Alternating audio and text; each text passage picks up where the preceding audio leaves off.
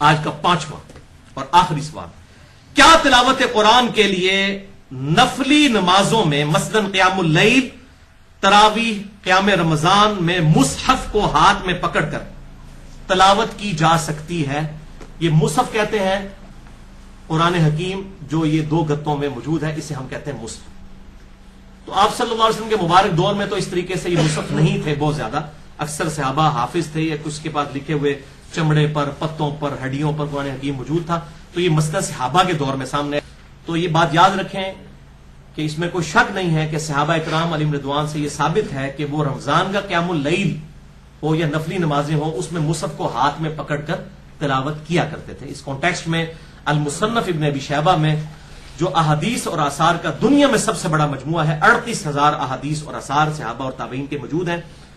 امام ابن ابی شیبہ المتوفا 235 ہجری جو امام بخاری اور مسلم کے استاد ہیں، انہوں نے یہ نقل فرمایا ہے، اس میں کئی تابعین سے یہ چیزیں موجود ہیں اور صحابہ کرام علیہم رضوان سے بھی موجود ہیں۔ میں 2 موقوفاً روایتیں صحابہ کرام سے بتا دیتا ہوں علیہم رضوان۔ پہلی حدیث صحیح بخاری میں موجود ہے تعلیقاً، انٹرنیشنل نمبر کے مطابق 692 نمبر حدیث کی ہیڈنگ کے اوپر تعلیقاً وہ روایت ہوتی ہے جو آپ صلی اللہ علیہ وسلم کے حوالے سے یا صحابہ کرام کے حوالے سے امام بخاری بغیر سند کے نقل کریں، اس کی سند بیان نہ کریں، چیپٹر کی ہیڈنگ پہ لکھیں۔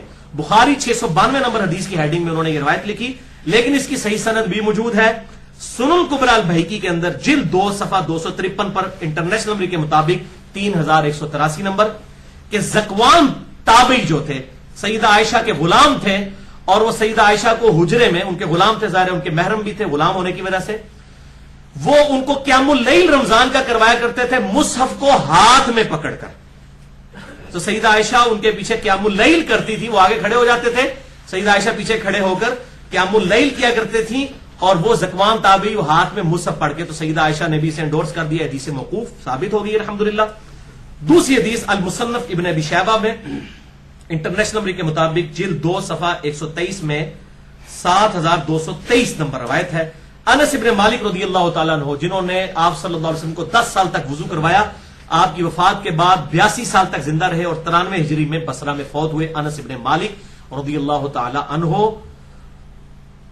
ان کے بارے میں آتا ہے کہ آپ رضی اللہ تعالیٰ عنہ قیام اللیل کروایا کرتے تھے، اور آپ کا غلام آپ کے پیچھے کھڑا ہوتا تھا اور مصحف کو لے کر کھڑا ہوتا تھا، جہاں پر آپ بھول جاتے تو وہ قرآن حکیم سے دیکھ کر لقمہ دیا کرتا تھا اور آپ کی اصلاح کیا کرتا تھا۔ یہ دونوں چیزیں ثابت ہو گئی، وہاں سیدہ عائشہ پیچھے پڑ رہی تھی اور زکوان تابعی آگے تھے، یہاں پر حضرت انس بن مالک کا غلام پیچھے تھا اور انس بن مالک پڑھا رہے تھے، یعنی سامع کے لیے بھی ثابت ہو گئی، مقتدی کے لیے بھی اور امام کے لیے بھی۔ تو یہ مصحف تو بہت بڑی چیز ہے، آپ صلی اللہ علیہ وسلم تو اپنی نواسی کو اٹھا کر بھی نماز پڑھا کرتے تھے، اور فرض نماز۔ بخاری اور مسلم کی متفق انہوں نے حدیث ہے، بخاری میں 516، مسلم میں 1213، مشکات میں 984 کہ امامہ بنت ابی العاص جو سیدہ زینب کی بیٹی تھی، امامہ، یہ لفظ امامہ نہیں ہے، امامہ ہے، الف کے اوپر پیش، یہ عموماً لوگ بچیوں کے نام رکھتے ہیں، امامہ لفظ۔ تو آپ صلی اللہ علیہ وسلم نے فرض نماز صحابہ اکرام کو پڑھائی اپنی نواسی کو یوں ہاتھ میں اٹھا کر، اور صحابہ کہتے ہیں جب آپ صلی اللہ علیہ وسلم رکوع میں جانے لگتے تو اس کو سائیڈ میں بٹھا دیتے، اور پھر آپ صلی اللہ علیہ وسلم جب سجدے کر کے اٹھتے تو پھر اسے دوبارہ سے اٹھا لیتے، الحمدللہ۔ تو اس سے میں اس لیے حنفیوں کا رد کروں کیونکہ وہ قرآن کو ہاتھ میں پکڑنے کو غلط سمجھتے ہیں، تو آپ صلی اللہ علیہ وسلم نے تو نواسی کو اٹھایا، حالانکہ آپ کے کتنے جانثار تھے، آپ نواسی کو کسی کے بھی حوالے کر سکتے تھے، اور فرض نماز پڑھا رہے ہیں۔ اور مسند امام احمد میں تو حضرت حسن اور حسین علیہم السلام کے بارے میں آتا ہے کہ سجدے کی حالت میں وہ اوپر چڑھ جاتے تو آپ صلی اللہ علیہ وسلم سجدہ لمبا کر دیا کرتے تھے، مسئلہ نمبر 66B میں نے بتایا، تو اس میں کوئی مسئلہ نہیں ہے۔ اور آپ دیکھیں ظلم کی انتہا دیکھیں، یعنی فقہ حنفی میں در مختار کے اندر، اور اس کا حاشیہ جو ہے رد المختار، یہ مختار میں خے ہے خرگوش والی، اور در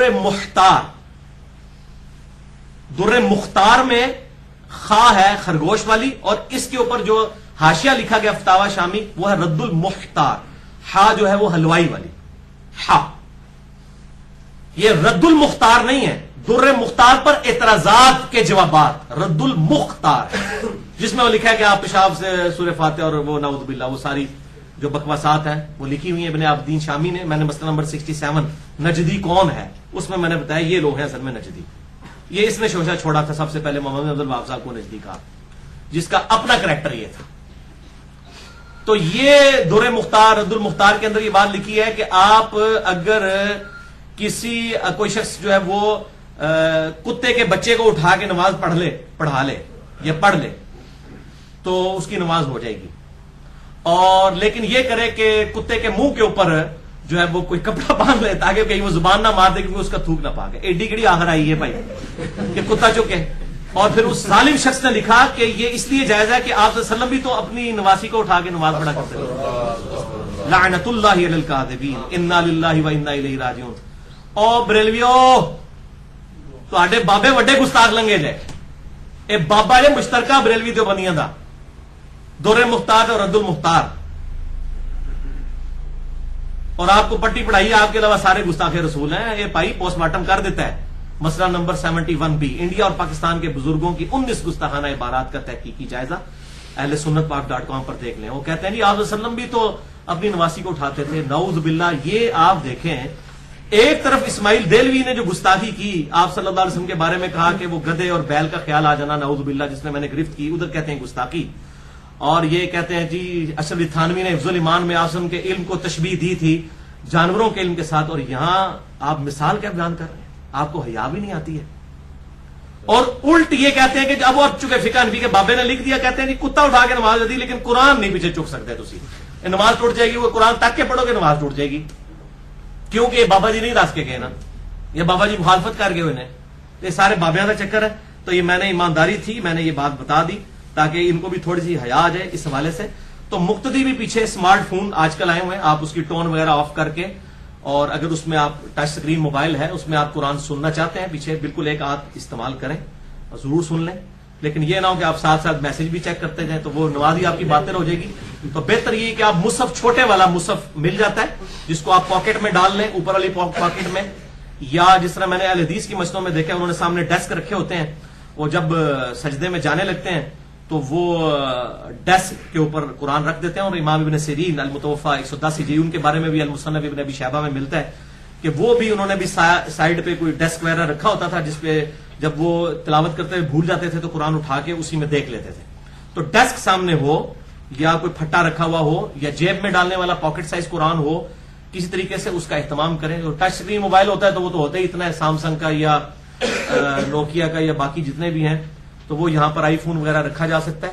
بال مصحف ہو تو اس کے لیے ڈیسک کا اہتمام کریں. اور اس میں وہ کریٹیکل حدیث جس پہ میں نے آج گفتگو ختم کرنی تھی وہ سن لیجئے, ایمان تازہ کرنے والی, یعنی احترام اور ادب کی بات میں آپ کو بتانے لگا ہوں.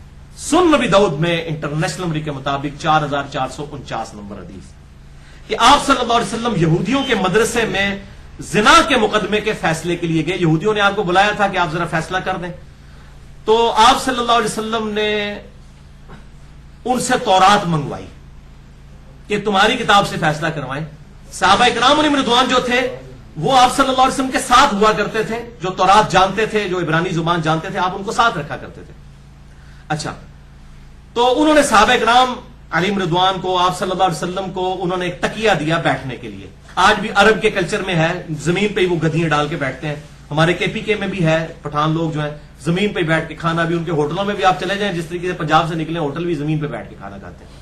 تو آپ صلی اللہ علیہ وسلم کو ایک تکیہ دیا انہوں نے, آپ اس پہ بیٹھ گئے, آپ نے تورات منگوائی. جب تورات آئی تو آپ صلی اللہ علیہ وسلم اٹھ کر خود زمین پر بیٹھ گئے, لائیو زمین پر. عاجزی دیکھیں, یہاں مولوی کہتے ہیں ہمیں پروٹوکول دو, ہمیں اسٹیج پہ نہیں بلایا تو تقریر ہی نہیں کرتے ہیں. آپ زمین پر بیٹھ گئے, اپنی پیٹھ کے نیچے سے تکیہ نکال کے اس تکیے کے اوپر تورات کو رکھا, اور تورات تحریف شدہ تورات, اور آپ نے فرمایا آمنت بک و بمن انزلک, میں ایمان لایا اس تورات کے اوپر اور اس کو نازل کرنے والے کے اوپر, اللہ کے اوپر. تحریف شدہ, لیکن ایز فار ایز توحید از کنسرن تورات آج بھی محفوظ ہے.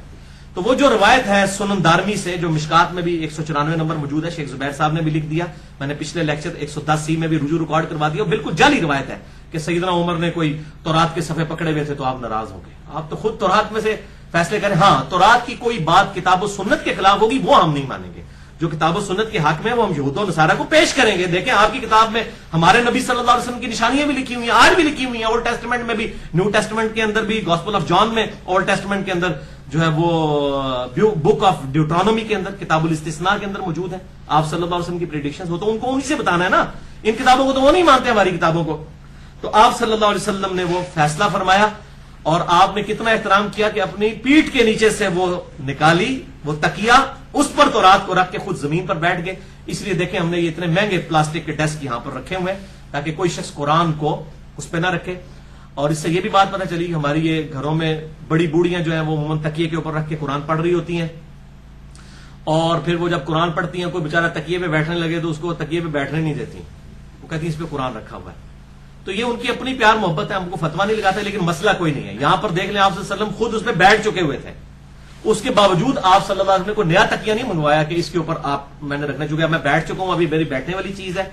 تو اس میں اہتمام یہی کرنا چاہیے, کوئی ڈیسک ہو, کوئی تکیہ ہو, کوئی پھٹا سامنے ہو جس پہ آپ اہتمام کریں. جب بھی آپ قیام اللیل میں پیچھے سنتے ہیں تو اس میں آپ اس چیز کا اہتمام کر لیا کریں. تو ہمارے الحمدللہ آج کے یہ سوالات مکمل ہوئے.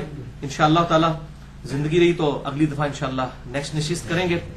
اللہ تعالیٰ سے دعا ہے جو حق بات میں نے کہی اللہ تعالیٰ ہمارے دلوں میں راسخ فرمائے. اگر جذبات میں میرے منہ سے کوئی غلط بات نکل گئی تو اللہ تعالیٰ ہمارے دلوں سے معاف کر دے. ہمیں کتاب و سنت کی تعلیمات پر عمل کر کے دوسرے بھائیوں تک پہنچانے کی توفیق عطا فرمائے. سبحانک اللہم و بحمدک اشہد ان لا الہ الا انت استغفرک و اتوب الیک وما علینا الا البلاغ المبین.